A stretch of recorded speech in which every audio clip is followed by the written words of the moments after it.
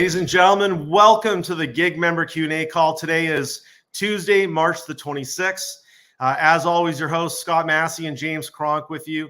And James, to start off, you'll remember a couple weeks ago, I was telling you about a great video clip that I saw online, all about leadership, in particular, empathy, and just, how that empathy can be, just such a critical part of being a great leader. The clip was with a thought leader that we all know, and the interviewer asked them a question, how do you teach someone to be a great leader?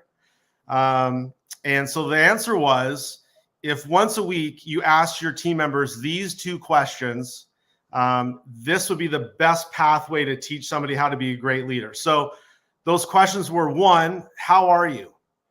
And the second question was, what can I do for you to make it easier for you to perform your job duties? So, for me in a club environment, if the club manager was to ask those two questions every week to their department heads, and the department heads were to ask those two questions to the supervisors, and the supervisors would ask those two questions to their frontline team members, if we could do that, that would be the best way that we could be great leaders. And that'd be the best way to teach people how to be great leaders. And so, for me, when I think about those two questions, it just screams empathy, which is what we're going to talk about today with Monique.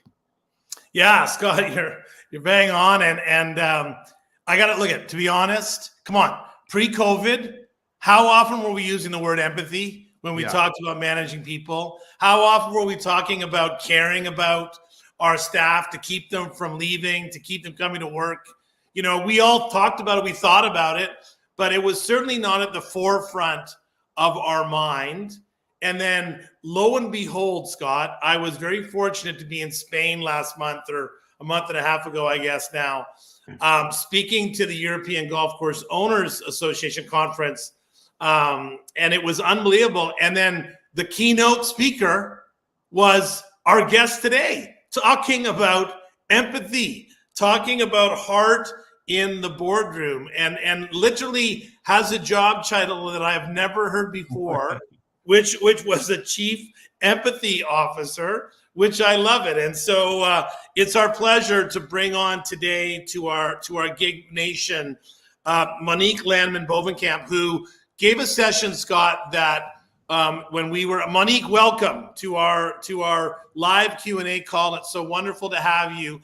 And I was just saying to Scott that when we were in Spain and you gave your presentation, you put a tear to my eye a couple times, and there was a few tears I know going around the room. And then I can always tell, Monique, I get a chance to speak a lot of places. And I can always tell the impact of a speaker by the number of people that immediately go up to the speaker as soon as they walk off the stage. And you had a long lineup of club managers, owners, and people in the golf business that wanted to pick your brain. And so we're very fortunate to have you. Welcome to our Q&A call. No, thank you, James and Scott. Thank you for having me. And it's good to see you again. And I loved what you said about empathy being so popular. 5 years ago, I was ahead of my time, and now I'm high in demand. 5 years ago, nobody thought it was wishy-washy and it was softy, and now they call me and they say, shower my people with love. We need it. Yes. And so, Monique, you told a little bit about your journey when you gave your presentation, but once again, I know you're not new to the golf business because you've been in the club business, and I know formally we're doing work with the PGA of South Africa and things such as that. But how do you become a chief empathy officer? What is your journey that has brought you to this point? And also being a chief empathy officer in golf. So Yes. a little bit about me is I'm Dutch, and that sums up a lot of characteristics by people knowing Dutch. I'm extremely passionate in everything that I do. And I play a lot of golf, and I met my husband in a 4-ball 26 years ago. We married on a golf course, so I play a lot of rounds. And that's also how I got into working in golf course. Somebody asked me like, hey, can I pick your brain? And before you know it, you're in one club and then, mouth to mouth. And so my journey, I have a history of mental health during my whole journey. And being 58, I honestly can say that I'm living my best years now. And since I discovered since it was almost like a surgeon implanted a heart 10 years ago, and then everything started to change for me, and I started learning about emotions, and everything was interesting. I came into a restaurant and then I suddenly felt, why am I feeling so good here? Why am I being so annoyed on the first tee in this golf course? What's happening in that journey? So my whole own journey got me to this point. And then I started noticing compassion and empathy. And literally what changes if I board on a plane and I fly around the world doing my job. So I'm on a plane and within minutes, I know this is going to be a good flight or not a good flight. If I check in a hotel, usually already on the parking lot, I know this is going to be a good day. And that is all about feeling and being extremely mindfully present, but also knowing that the first person talks to me at a golf course actually changes the way I tee off. So Wow. that's, and then companies hire me and they say, can you be our empathy officer? And usually I can honestly say that I can change a culture in a week in a company. I come in on Monday, I leave on Friday, and we actually really change the whole culture. And it's so incredibly powerful and needed in today's world. And I'm extremely humbled that it's my purpose to unchain all these hearts into companies. Well, before we kind of find out what the secret sauce is, I guess my as we talked about in the beginning, this word empathy is used a lot now. It's thrown around. It's talked about. You used to hear about it when you were with the marriage counselor and you were talking about relationships, but you didn't often hear about it when you were talking about managing people or managing employees. So is there a definition of what is empathy and I guess what is empathy in the workplace? No, I think if you really look at the ground and the basic understanding of empathy or compassion, there is a slight difference, but I usually use them both. But empathy is our ability, our capacity to understand other people's emotional makeup, to feel with a person, not for a person, but to feel with somebody. And it has like 4 basic qualities. In order to be it empathy, it is about not judging. Very hard. We love judging. We always judge because it makes us feel good. It's perspective taking. It is your willingness, your intention to actually want to see other people's perspective.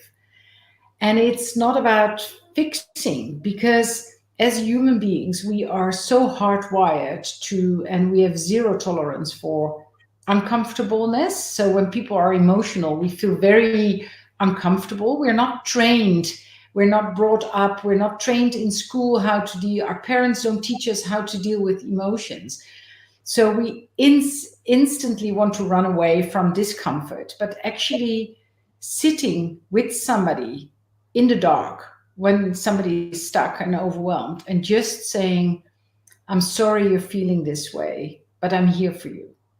Not switching on the light to make it better, not silver lining it, not reason it away, but just, and it's, I also like to call it relationship management, because that's why it's so important in the workspace.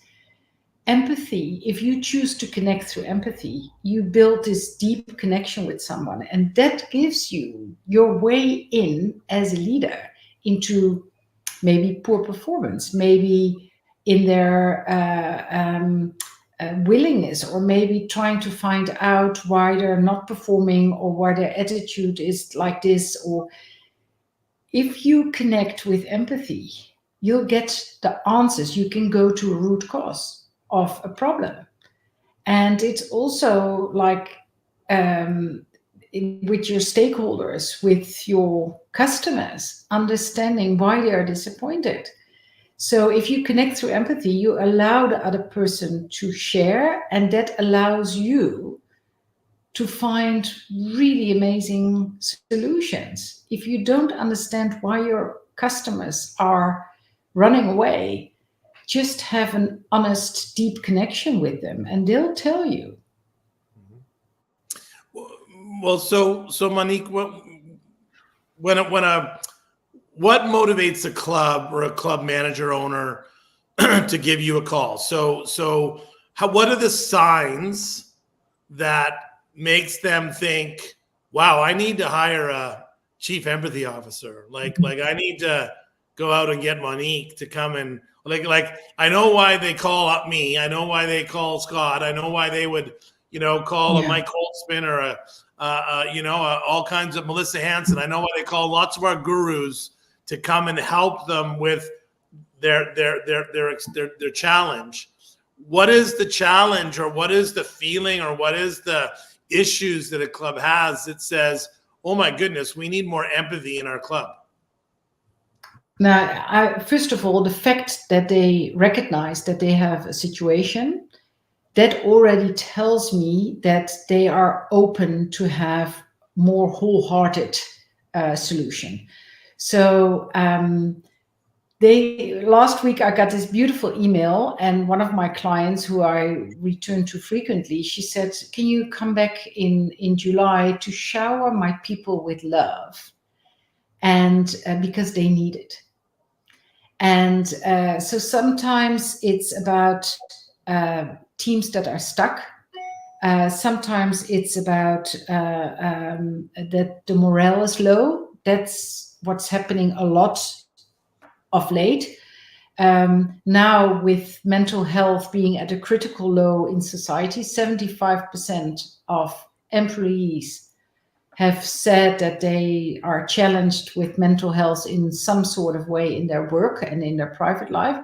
So often the question comes from, hey, morale is low, or the teams are not working together.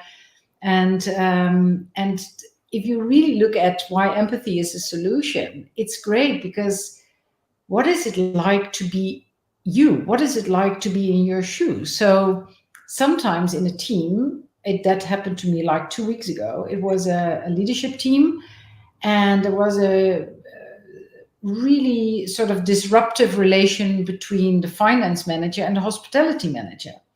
And I noticed, like, we spent a whole day with leadership. And then during the day, I asked the finance guy and the hospitality manager to come and sit in front of the group. And I asked the finance manager, when do you get a good performance review? When is your boss happy? He said, well, when it's black and white, when the numbers add up, like really, like in finance, there is no gray.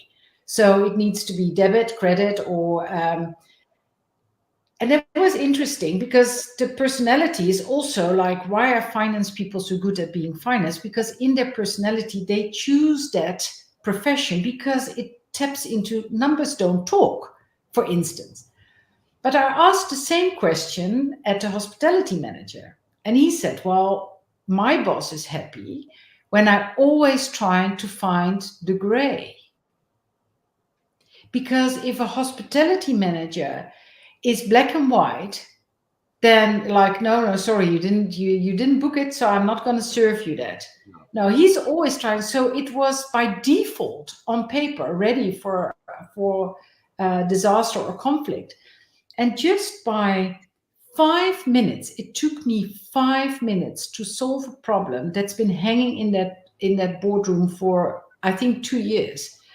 By just finding out that, and they laughed. They actually said to each other, oh, that's so funny. And I said to the finance guy, listen, you can learn a bit from your hospitality colleague, because he has this way of of dealing with things, and the hospitality guy can maybe learn something from you because maybe his admin is not so great. So you have actually things to learn from each other. And this is where empathy comes in.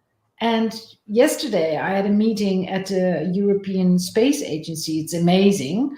And we have conversations about how people dealt, and there was like really sort of a situation. And I said, well, I have one solution for you. Make a connection. You can, when the situation is stuck, you can also make the connection by asking if somebody's misbehaving, just by saying, hey, how are you? And help me understand, or tell me more. The most wonderful question, if people ask me, can I learn empathy? One sentence. If you learn this habit of asking when somebody comes up with you, or with behavior, or with complaining, shouting, and we know in clubs, the golfer gets disappointed, comes back to the pro shop shouting. If you just ask her, hey, I'm sorry, I can see you're upset. Tell me more. Tell me about your day. Tell me about your round. Wow. And there is a lot of crying in my work every day. Yeah, I bet. I bet. And so Monique, I'm assuming that one of the challenges that you must kind of be charged up by, I guess, because it's probably very interesting for you, is all the different kind of personalities that you must come across in leaders, right? And if you travel to enough clubs, I always say, I've always said that I can tell you exactly what the leader's like as soon as I spend 5 minutes in the front door, because the club is a complete reflection of the leadership style of the people. If people are friendly and outgoing, then the leader will be a person that is friendly, outgoing. If people are scared to say hello, then there's a reason why that people are afraid to say something, or to get out of their lane, or to be creative, or to live in the gray, like whatever it might be, right? So what I see a lot of right now too is a lot of managers recognizing that they can't manage people the same way they used to manage people, right? You just can't. It's like telling someone that they have to be at work at 9 and they have to go home at 5. It's just like, good luck with that, because they got a cat to take to the vet at 4 o'clock, and they were working late last night, so yeah, I'll show up at 10. I mean, there's all kinds of things, and you have to be flexible. You have to adjust how you're managing people. So I think the question, Scott, that's coming up is about bringing heart to the boardroom. But my question is really more about heart-led leadership. So you obviously have to care about people, and you talk about asking those questions. But you also have to get the job done. We can't just sit around crying all day and patting each other on the back and and telling people how wonderful they are. We also have a job to do. We have bunkers to rake and dishes to wash and a full tee sheet to take care of. So what are some of the principles of being, I guess, a heart-led leader? Now, I think you touch on a lot of things that is incredibly recognizable. And first of all, how interesting is that one person can have so much impact on a whole culture, hey? Like if you say you come into a club, you recognize their style of leadership, probably because the parking lot already had the best spot reserved for the CEO and the customers need to walk in the rain to get in. That's always a sign. But heart-led leadership, I think it's those heart-led leaders prioritize the human aspect of leadership in their style. It's about daring and caring. So strong back, soft front. You have to get the work done. So they understand that in order to get the work done, the human beings in the company, they are the ones who need to come up with the output and the performance.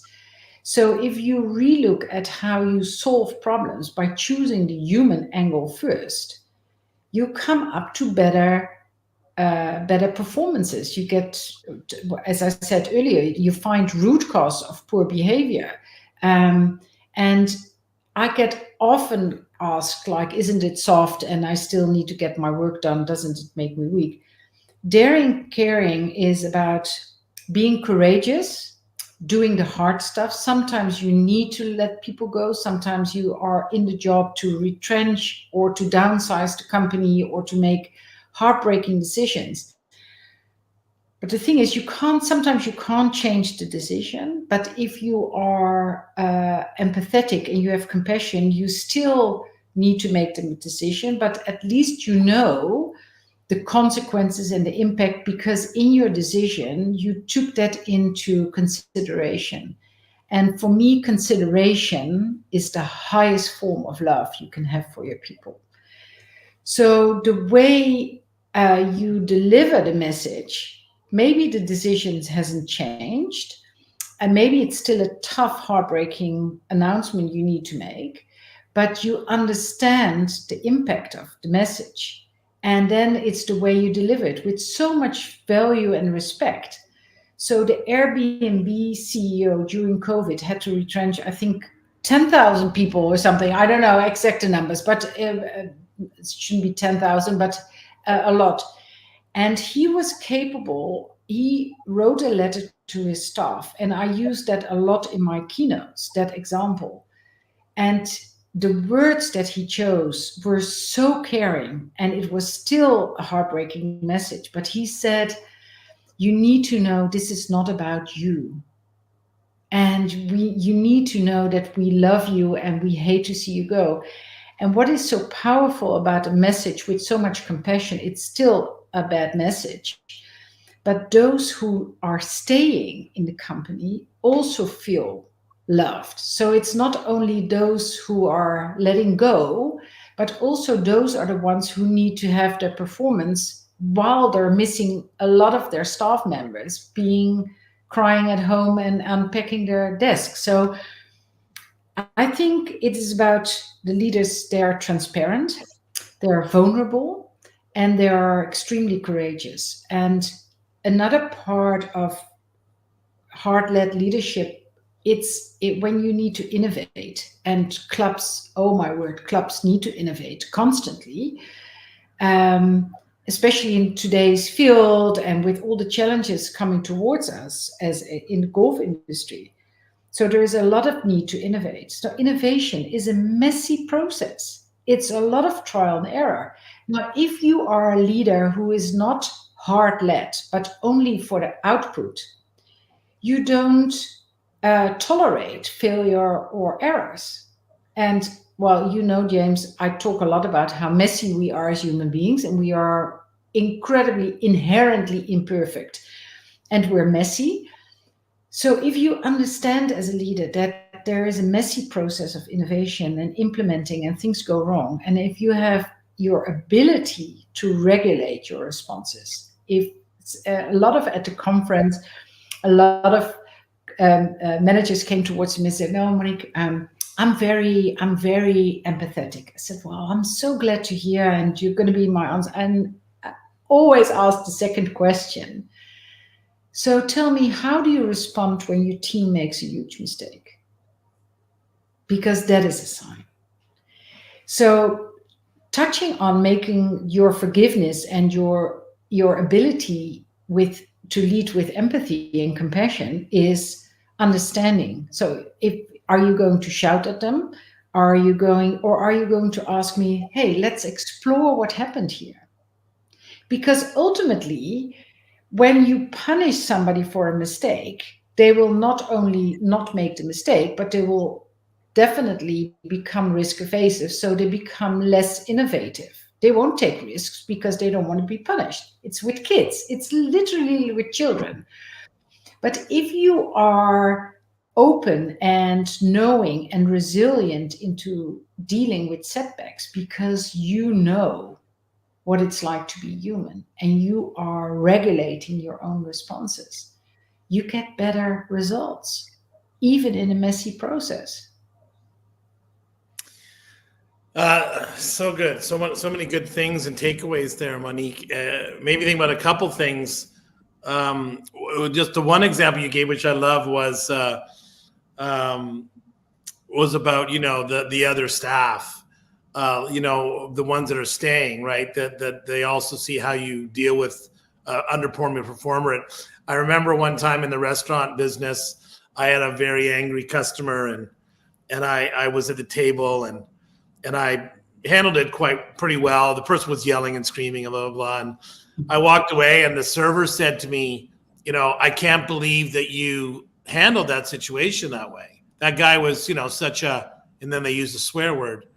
And I said, oh, I don't care about that person. They are a swear word. I said, it's the 5 tables around that was listening that you care about, right? It's the 5 tables that are watching how you handle the swear word, because that's going to make those are the people that will have way more greater impact on your business, right? And so when you extrapolate that out to how you discipline employees, how you terminate employees, how you motivate and reward employees, we often kind of get stuck on that person. And we get caught up in the drama of that individual, when the reality is that it's all their coworkers that are witnessing what's happening that will have the greater impact, right, than that one-to-one situation. The other thing that kind of resonated with me, Monique, that you were talking about, and I'm always fascinated by this because, and I don't even know if this question comes up, Scott, in some of our other questions, but I want to ask you now because I've always said, I think the club business is more complicated than rocket science. It's what I believe. Okay, because I've always said it. If you manage a club, you have to be an HR professional. You have to know how to grow grass, or how to manage someone that grows grass. You know how to make a burger, or know how someone that manages to make a burger. You gotta sell at tea time. You gotta do retail. You gotta do accounting. You gotta do HR, safety, and we work in a business that is not even real. Like it's a hobby. It's just like it's a choice that people decide to come and play golf. And so what ends up happening is that people that lead clubs and manage clubs, no one is like 25 and says, I want to be a CEO of a Fortune 500 company. I'm going to get in the club business. They don't do that. They're like, I want to go work for Apple, or I'm going to work for IBM, or whomever is, current, I want to go work for a motor company. So my question is this: do you notice a difference in the personalities, the skill sets, the leadership qualities of people that manage the club business versus people that end up being leaders or managers of the widget business? Okay, so like if you end up managing a widget, which is often measured by profit, often measured by productivity. Okay, though, like in the widget business, that's how success is measured: shareholder value, which is leads from profit and productivity. In the club business, oh my God, wow, it's measured by the board of directors and and next year's chairman, and whether or not the renovation was done at least only twice over budget, right? The measurements are drastically different. So do you come across differences do you see a difference in the leadership challenges and skills of club managers? I guess it's not even a very organized question, but I think you get the gist of what I'm talking about. No, I think first of all, you got great managers in club, and you got not so great managers in club. That's like in every corporate. You got the stars, and you got people who grow up through the ranks, and sort of almost like landed there by default. What I do think is, and that's something that I see in leadership development compared to, and I work for airlines and corporates, and especially in my old job being a consultant, that there is not so much education and leadership development in club industry. The amount of time and effort. So last week I've got an email and from one of the clubs, and I proposed to them several times and they always say no. And they always ask me, but then they don't get budget approved. And that's so interesting. So they have the need, they acknowledge the need, but they are not willing to spend the money on it.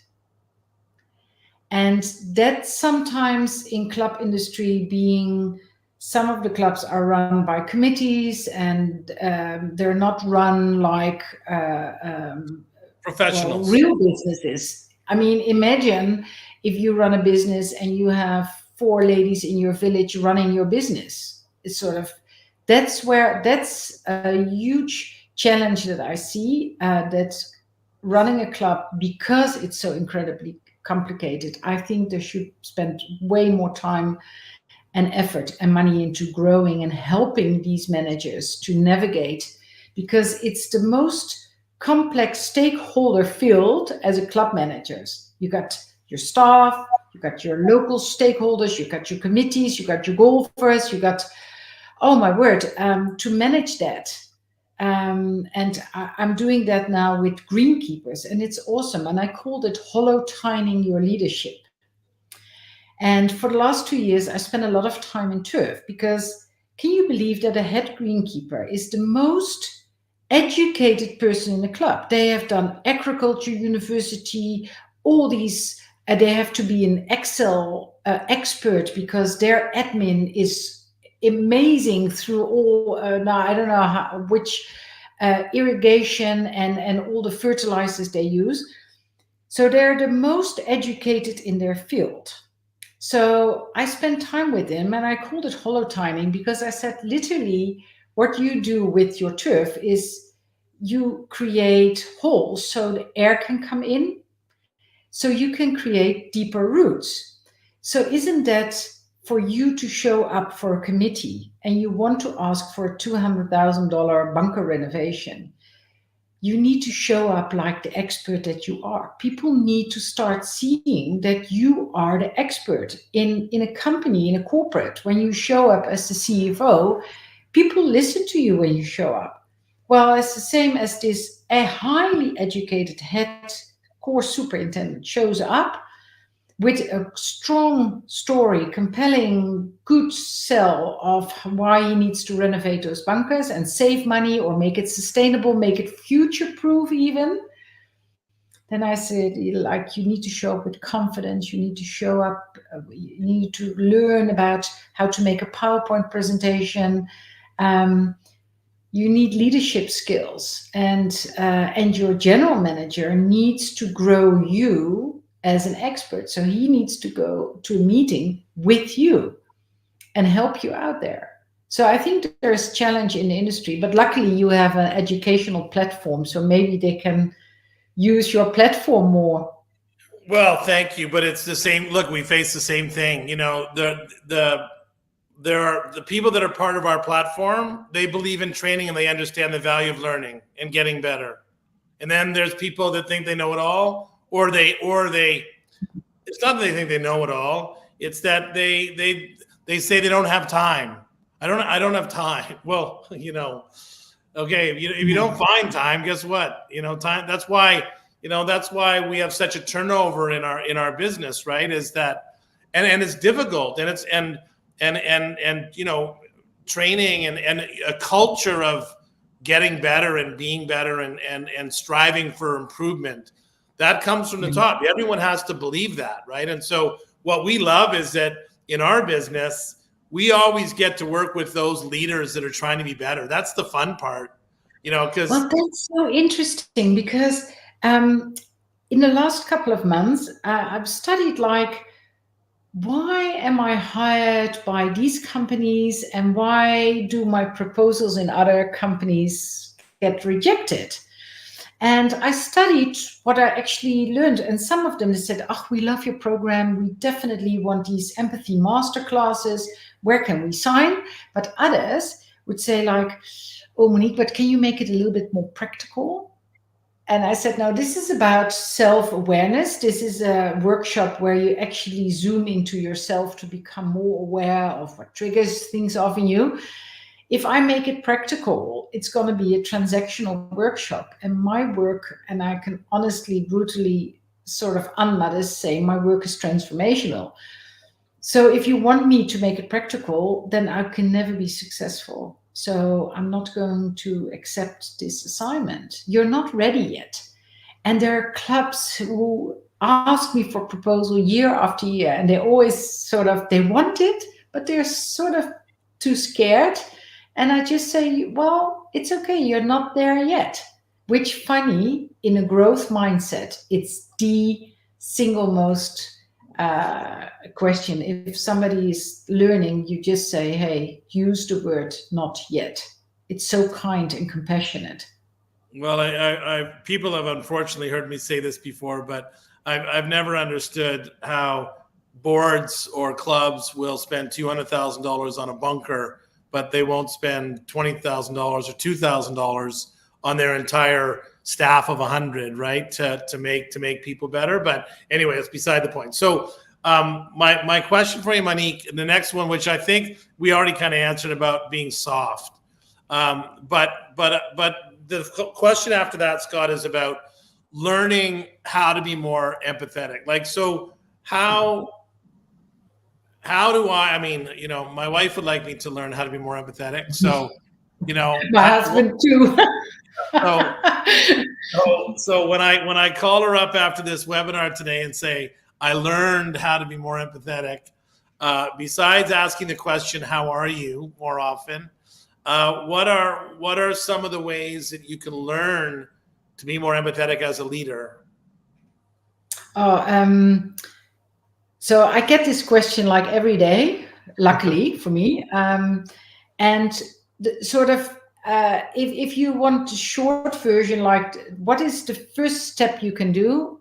I tell people, take a subscription to Netflix. And they look at me like, what do you mean? I said, watch documentaries. So now with the recent documentary of David Beckham, and I asked it at a conference, and I asked everyone in the room, did you watch David Beckham, the documentary? And well, many raised their hands. And I said, did something shifted in your perspective of him, in how you perceived him before? Did you learn something new? And most of them said, yes, we learned something, and we felt compassion for him, and we felt sorry when he was brutally, you know, from hero to zero in one match. And that is the first thing to do, is to want to spend time to stand in somebody else's shoes, even if it's for a Sunday evening binge watching David Beckham, which is always nice to watch.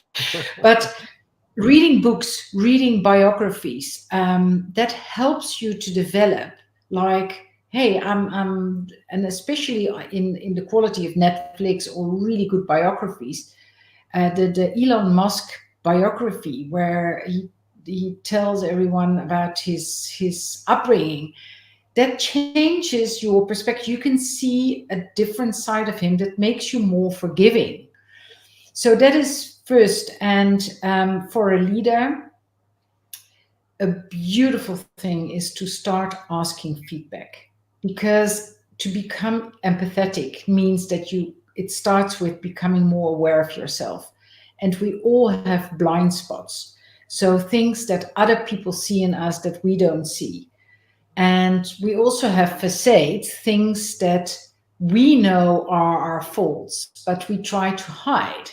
So by having honest conversation with your staff, tell me, how do I do? What do you need from me? Or how can I help you better? Or let's evaluate. We had this nasty conversation. Tell me, what can I do better? It starts with feedback. And there was a famous story, a New York Stock Exchange, big hotshot banker, who got from all the feedback, all his employees told him he was like cold and he was like only cracking numbers, etc. And he was absolutely not aware of that he was zero empathetic. So you know what he did? And I love the story. He went to a country where he doesn't speak the language, and he had to focus on body language in order to find out what's going on. So really choosing discomfortable situation, uncomfortable, being in the unknown, learning about, hey, how do I do in uncomfortable situation? Can I read the room? Before spoken language, empathy was all we had. We could see there's danger or there's food. That was like a million years ago. And empathy in society is at a critical low because we don't listen. You mentioned the question, how are you? But I told my husband, and he always tells us, he's a big shot aerospace vice president. And he always tells his people, my wife is an empathy officer. So I had to ask this question. I said, only ask the question if you are really interested in the answer. Yes. And then there's this listening, like really not having your phone like half, so like, okay, how are you? No, just mindfully present. That's the biggest gift you can do, because people feel if you're honestly interested. And one of the things that, as I said, the question, tell me more, or what is it like to be you? If you deal with a supplier and the supplier is giving you a hard time in your club because he always brings his produce too late, you can shout at him and you can finish the contract, but you can also ask him, so tell me, what is it like to be you? And then he would probably tell you this heartbreaking story of how, what's happening in his company that makes you more forgiving. Obviously, I'd love to bring you into a club in North America and you spend a week showering people with the love. And I'm interested in knowing two things. One is, what do you do in that week? Number one. But more importantly, what are some strategies that a club manager, owner, department head, what initiatives can they implement to create a culture of empathy? And then not only just that, the challenge, of course, is that you might have all the empathy in the world, but if you've hired a black and white accountant that yells and screams because the numbers aren't on time, or if you've hired a chef that throws knives because the food is too cold, we obviously, we're not, I love doing Strengths Finder and things like that with leadership teams and understanding that everyone has different strengths. And like any team, there's a goaltender and there's a scorer and there's some people in between. So how do you create a culture that goes beyond just you as a leader at your club? Yeah. Well, if what's been a very proven method is that I come in and we organize this all staff talk. So we get everyone in a room, and it's always I always ask the gentlemen, don't forget your core staff, don't forget the suppliers who are on site, don't forget, even ask your committees to come in. Everyone needs to hear this message. And already spending 50 minutes or an hour with everyone in one room, and those who are doing the operation that needs to keep going because business is still going. I always do that for them later in the day, and they have this private session. But then I'll have this motivational talk, and I talk about what it's like to be human, like really. So the guy who delivery trucks driver is a human, your customers are humans, your golfers are human, the lady in the Range Rover arriving, never have to work a day in her life, and you have to get 3 jobs to provide for your family. What I first establish is that what is universal is that we are all humans, and we are messy, and we are imperfect, and we share human emotions. We all know what it feels like to be hurt or rejected, or to feel like we're not good enough, or we doubt ourselves. We are incredibly messy. You know, when you see somebody typing a message and you see he's typing the message, and in your mind you've created 10 stories, and then the message comes in like, that's a relief. I thought he was going to fire me, or they don't want to be friends with me anymore. So establishing that everyone in that room that day, everyone in that company actually shares something so profoundly human, and that shared humanity. And that already creates a sense of, hey, but the girl who cleans the locker room, and my lady golfer, and my truck driver, or my committee members, we all know what it's like to, to fall out of love, or to get a divorce, or to get our hearts broken, or be sick, or whatever. And usually during those days, they come back to me in small groups, and then we just like interactive sessions, and we sit in a circle, and I only ask them the question, what resonated with you? When you listen to my talk, what happened? And it's incredible, because then people they tell me like, hey, it was like you were only talking to me. I thought I'm the only one that's thinking that I can't make mistake. And people really, it opens up a level of vulnerability that was never possible before. They feel safe to do it, and then they share. And I always end the session, sometimes just an hour with 10 people. And then I ask them, how do you feel right now? And they hug each other. And this is like daily practice. This is not like in some club or others don't know. I had it in airlines, in banks, because people are so relieved that they're not alone. And then usually, so that continues like depending on the size of the company. Sometimes is it small company, I'm out in 3 days, but it always finishes with leadership. And then I give back to everything that I heard. And I said, your people really need more positive feedback. Your people need to hear more that they're doing well. They're screaming for acknowledgement. And this is it's not a counseling or a grieving session, but I just give them back what they shared. And funny enough, I do the same session with the leaders. So first I ask them, what resonated with you? And I make them think about what type of leader they think they are. And then I give back what actually the staff has been giving back, and I give them some pointers, and to implement those strategies.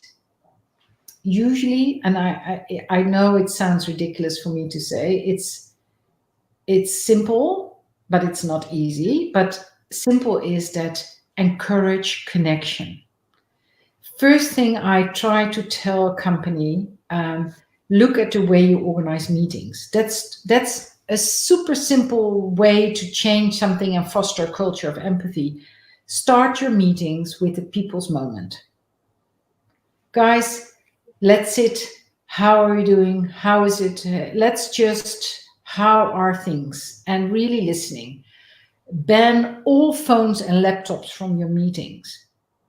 Rather do a business break in a meeting, but having people typing while you're spending, telling about your heartbreak week, or normalize giving and receiving feedback. Normalize talking about feedback, and also catch people when they do good. Catch people when they do something good. It's so habitual, almost by default, to tell people when they did something wrong. But when is the last time you actually said to somebody, hey, and that's not praise, hey? That's not a heart-led manager won't do praise, because praise is just, it's an act. It's a bit of a, but real positive feedback is saying, hey, Scott, thank you for organizing this Q&A call, because it made me able to be on time and I felt very, very well prepared. Hey, James, thank you for giving in the report on time because you helped the whole team forward. And in the negative or more how do you say that, positive or building a better, you want better performance. So if you have to give them feedback on a mistake, you just say to them, when you do this, this is the impact.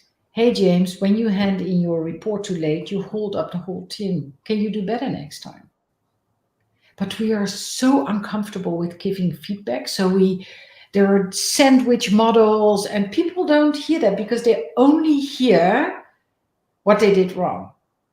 So if you say, hey, Scott, thank you for sending in the report on time, you helped the whole team, I guarantee that Scott next week is even sooner. Yeah.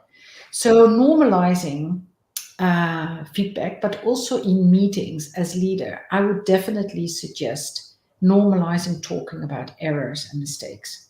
Make it a point on your agenda weekly or bi-weekly to say, okay, guys, foot on the table. Who screwed up the most this week? Laugh about it. Normalize, because we all make the mistakes, but you don't want people to hide it. So this is where everything comes together. Are you capable of organizing a safety environment where people over time slowly start opening up, not hiding, not being on survival mode, and then just mindfully present? Monique, do you see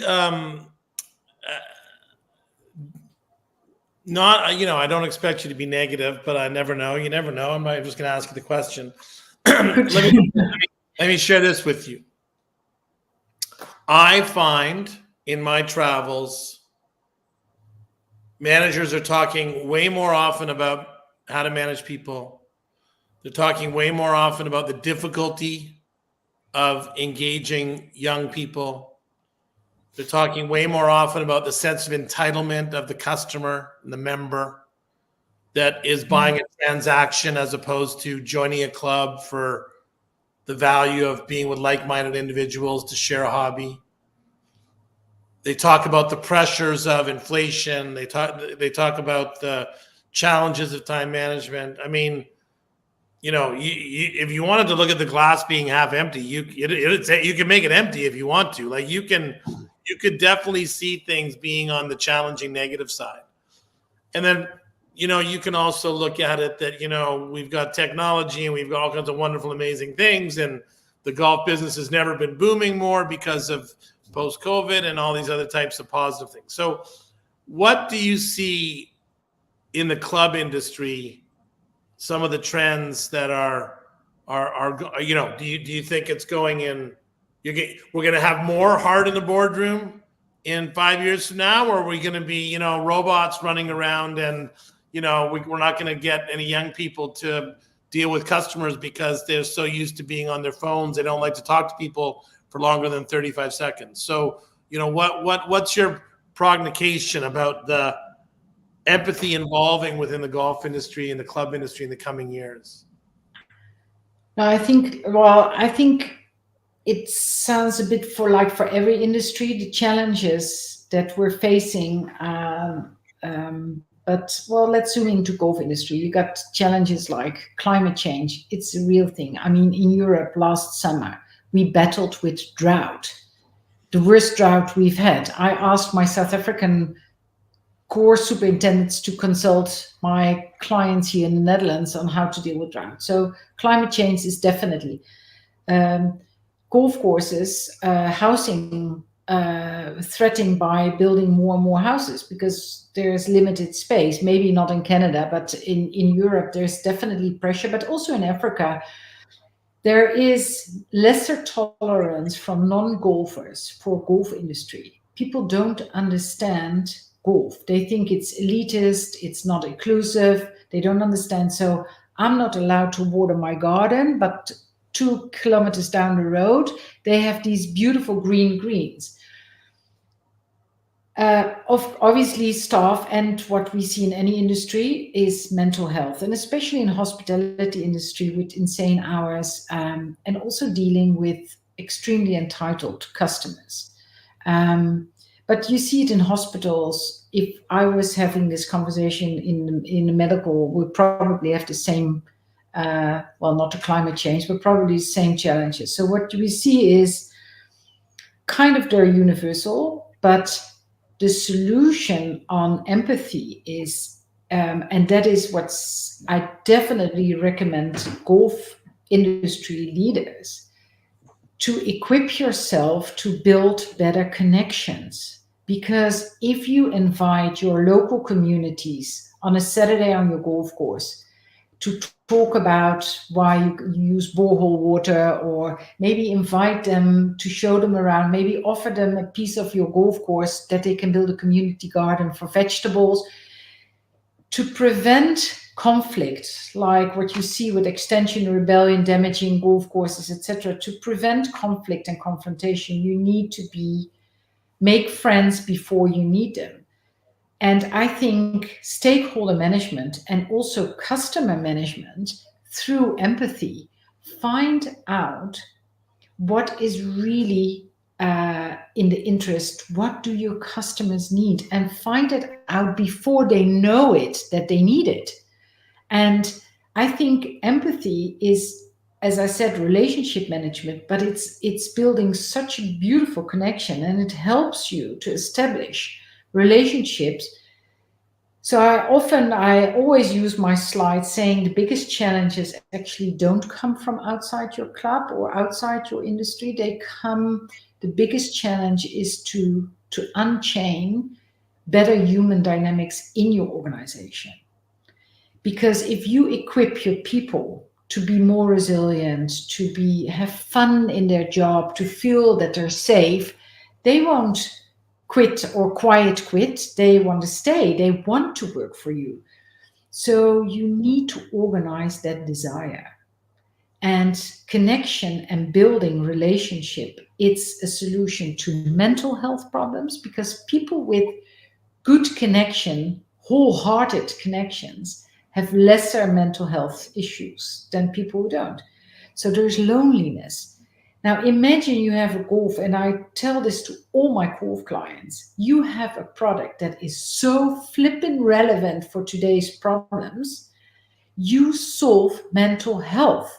Golf is slow, it's yoga, it's nature, it's fun, it's light exercising, it's not driving around riding your road bike, which is also an adrenaline sport. No, golf is a solution. So if you connect your staff and your stakeholders to that purpose, that they actually come to work, that they're actually solving a world problem. So tell your staff. I spent this with my African staffs. I loved it, and they sometimes the guys in downtown KwaZulu-Natal, away from urban, and I tell the guys, listen, you think you're here to just cut grass, but the guy that came to play a golf, maybe it's prevented him from a breakdown today. So you're actually not cutting grass. You're actually giving people a 4-hour experience that they maybe feel a little bit better about themselves.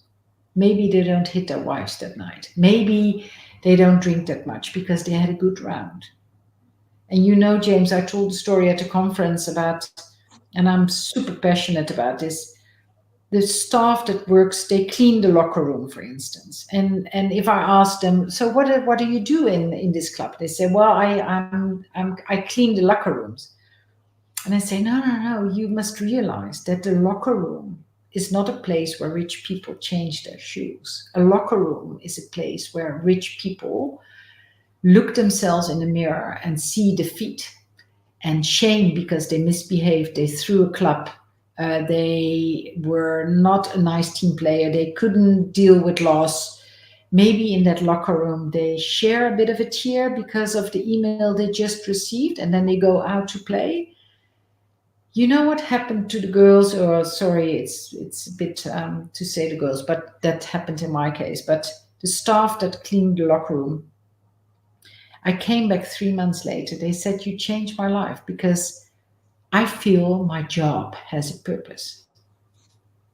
Yeah, that's a great That's story. the only way we can deal with the challenges. It's hard enough. It's hard enough in operations. We don't have the right, even in the Netherlands, we are the most convenient countries in the world.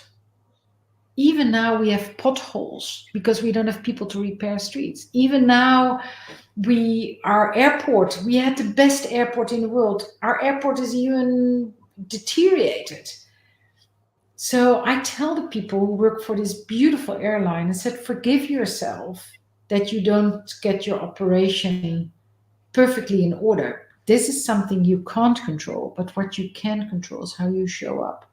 So those club managers listening to this, how you show up and how you impact and connect your people to purpose, that makes sure they don't resign, that they want to work for you, that they feel inspired. So give them meaning and purpose and encourage connection. Spend a reasonable amount on emotion, and you'll prevent an unreasonable amount of disruptive behavior or recruiting. Monique, that's just some wonderful, wise words, and a great way to finish our Q&A call with some real inspiration. And we'll put in our post, of course, ways for Gig Nation and others to reach out to you if they wish, and to find out more about you and your organization and the work that you do, and how to engage you if they wish to have you help them. But Scott and I just want to thank you so much for giving us your time today. And it's great to talk about something that is so incredibly important and not spoken about enough. So thank you so much. Hey, Scott, that was an awesome session. Yeah, great Thank you session. for having me. Yeah, Monique, just great to meet you. And I think, so many of our gig members, they're part of a great club. They're great people. They have the best of intentions. They want to be more empathetic. They understand how important it can be, in the process of being a great leader, and how meaningful it can be to their team members. But sometimes they just don't know how to go about it, right? And so I think we uncovered a lot of that today, and that's why the call was so valuable today. So thank you so much. We really appreciate it. Thank you, Monique. Thank you. And, Gig Nation, thank you for joining today's live Q&A call. We look forward to seeing you a month from now. Our guests will be announced soon. And as always, we look forward to seeing you on the inside.